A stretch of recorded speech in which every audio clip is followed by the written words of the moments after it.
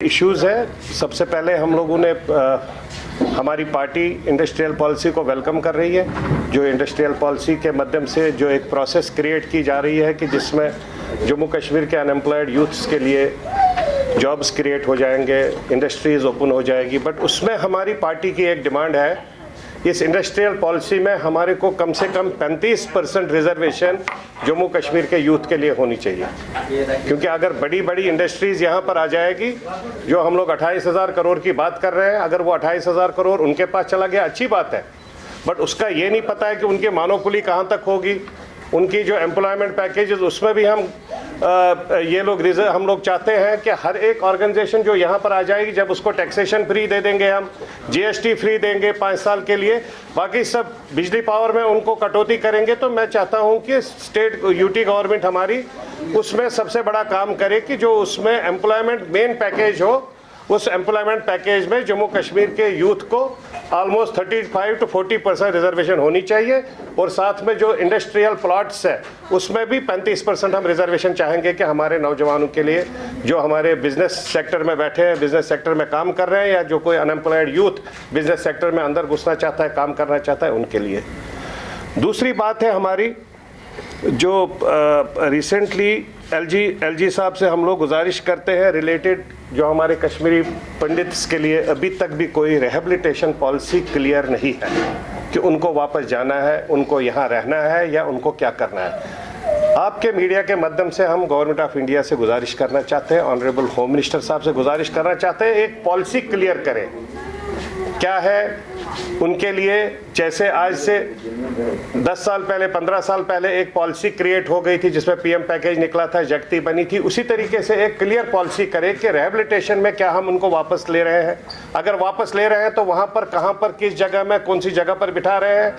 क्या ये rehabilitation policy खाली एम्प्लॉयज़ के लिए है, या ये रिहेबिलिटेशन पॉलिसी उन सब 4 लाख कश्मीरी उन डिस्प्लेसेड लोगों के लिए है जो वहाँ से उस वक्त में निकले हैं, जो 44,000 रजिस्टर्ड है, उसके बगैर में विदाउट रजिस्ट्रेशन भी और कुछ 4-5-8 हज़ार है यहाँ पर दिल्ली में, बाकी सब ऑल ओवर इंडिया में भी 8 से 10 हज़ार registration, which is around 54-55,000 total registration है, जिसमें रिलीफ जा रहा है टोटल 21,000 को। तो उन सब चीज़ों की हम लोग क्लियर एक मैसेज चली जाए, एक क्लियर प्रोसेस निकला जाए। जो प्रेस वार्ता हम लोगों ने दी है उसमें मेन 2-3 इश्यूज़ है। एक इशू ये है कि हम इंडस्ट्रियल पॉलिसी को वेलकम कर रहे हैं, क्योंकि हमारे यहाँ पर 4-4.5 लाख अनएम्प्लॉयड यूथ्स हैं, उनके रोज़गार के लिए अगर सेंट्रल गवर्नमेंट ने कुछ सोचा है तो हम उसका स्वागत कर रहे हैं। लेकिन इस स्वागत के साथ में हम गवर्नमेंट से गुजारिश करना चाहते हैं, इसमें कम से कम 35% रिजर्वेशन रखी जाए हमारे जम्मू कश्मीर के यूथ के लिए, नौजवानों के लिए। बाहर के सभी बिजनेस सेक्टर्स को हम लोग, बिजनेस हाउसेस को हम लोग वेलकम करेंगे, लेकिन मेरा यहाँ का नौजवान है, मेरे को यहाँ का यूथ जो है उसकी एम्प्लॉयमेंट चाहिए, उसका रोजगार चाहिए। वो तभी होगा जब मेरी अपनी ऑर्गेनाइजेशन यहाँ पर होगी। और उसके साथ में हम ये भी चाहते हैं कि जितने भी बाहर के 65% में जो हम डिमांड कर रहे हैं, उसमें कम से कम हमारे 20 से 25% यहाँ के नौजवानों को रोजगार मिले। हम नहीं चाहते हैं कि वो लोग वहाँ से अपने इंजीनियर्स ले आते हैं,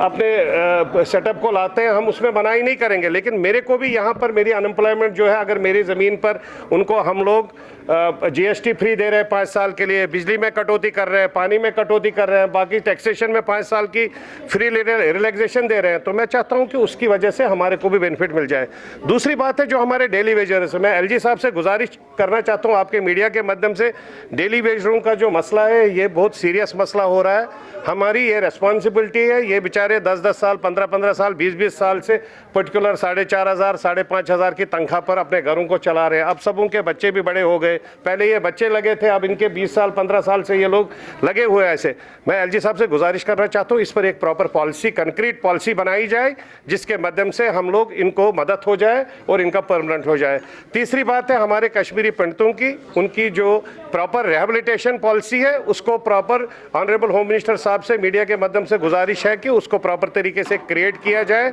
और प्रॉपर तरीके से उस पर मोहर लगाई जाए कि उनके लिए पॉलिसी जो है 4 लाख कश्मीरी पंडित जो डिस्प्लेसड वहाँ से निकले हैं, 44 और 10,000 54,000 फैमिलीज, उनके लिए जो पॉलिसी है वो प्रॉपर तरीके से सामने आ जाए।